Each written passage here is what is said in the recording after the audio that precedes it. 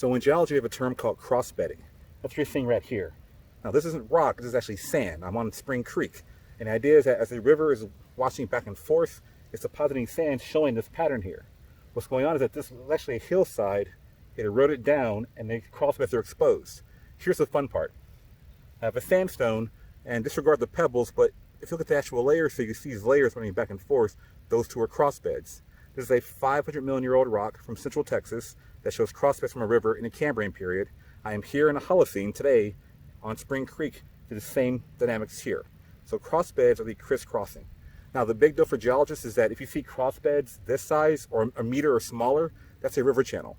If they're bigger than a meter, it's a sand dune. Think Sahara, Gobi. So sometimes we find Velociraptor and Protoceratops in these crossbedded sandstones like Mongolia, for example, and it tells you the environment. It's a high energy environment. Same thing here. So it's like Geology 101, like the rock and the fossil, It's as if fossils, well, actually say it this way. Rocks are fossils for environments, particularly sedimentary rocks. They tell you the environment, what it was in the past. Crossbeds.